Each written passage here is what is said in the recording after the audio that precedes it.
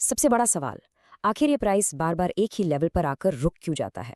मतलब ऐसा क्या है कि वो एक एक अदृश्य इनविजिबल फ्लोर से बाउंस हो जाता है और फिर ऊपर जाकर एक इनविजिबल छत से टकराकर वापस आ जाता है?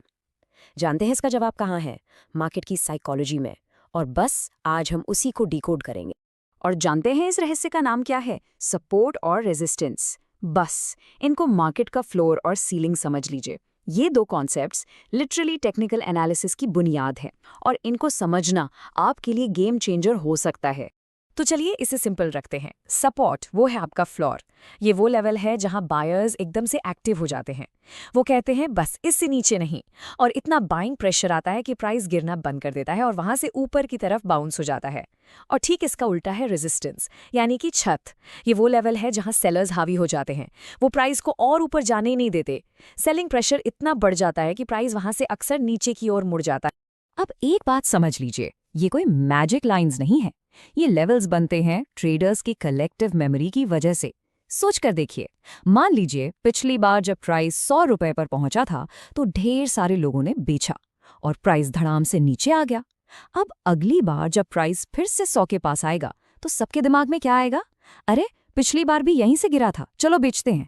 और बस यही सोच, यही कलेक्टिव एक्शन उस लेवल को एक मजबूत रेजिस्टेंस बना देता है। और यहीं पर आता है एक बहुत ही कमाल का रूल।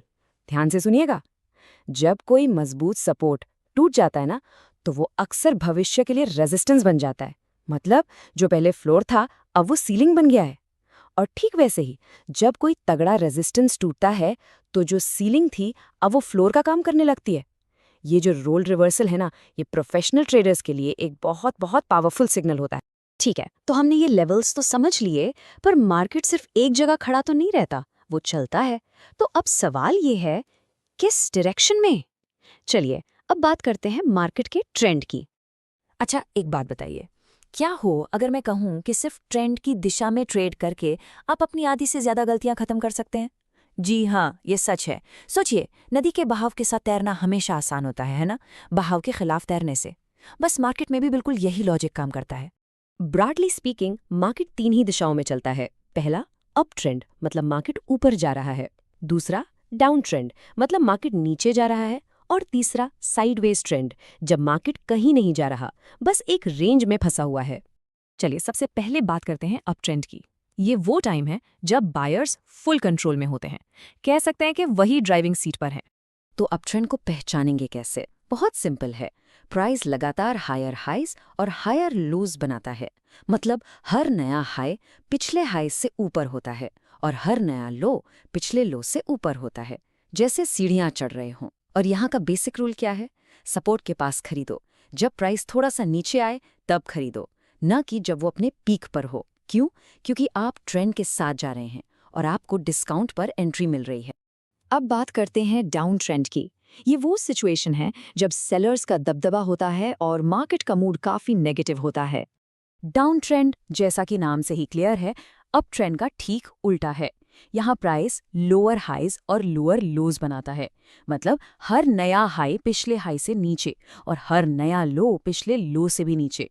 और यहाँ जो सबसे बड़ी गलती नए ट्रेडर्स करते हैं वो है गिरते हुए चाकू को पकड़ने की कोशिश करना। मतलब प्राइस गिर रहा है और वो आंख बंद करके खरीद रहे हैं। ये बहुत बहुत ज्यादा खतरनाक हो सकता है। और आखिर में आता है साइडवेज ट्रेंड। इसे आप डायर्स और सेलर्स के बीच एक जंग की तरह समझ सकते हैं, जहां कोई भी जीत नहीं पा रहा है, एक तरह का डेडलॉक। इस ट्रेंड में होता क्या है कि ये प्राइस एक फिक्स्ड सपोर्ट और रेजिस्टेंस के बीच एक पिंग पोंग बॉल की तरह ऊपर नीचे होता रहता है।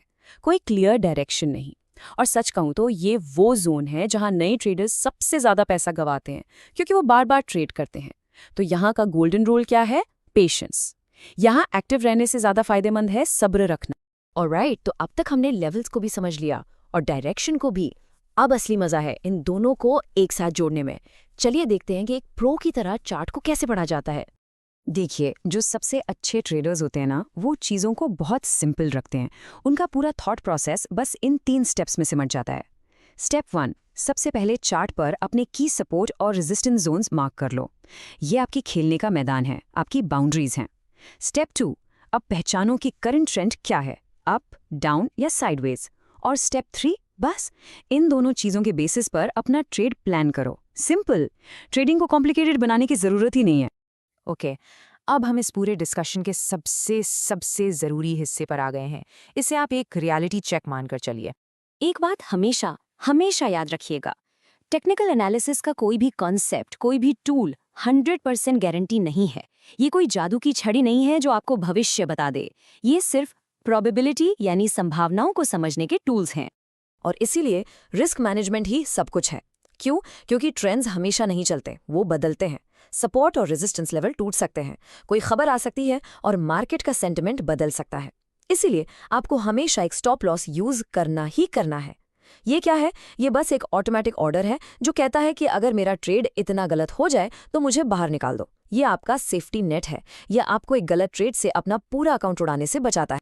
और आखिर में बस इस एक बात को अपने दिमाग में बैठा लीजिए, हमारा काम भविष्यवाणी करना नहीं है, हमारा काम है रिएक्ट करना उस पर जो चार्ट हमें बता रहा है।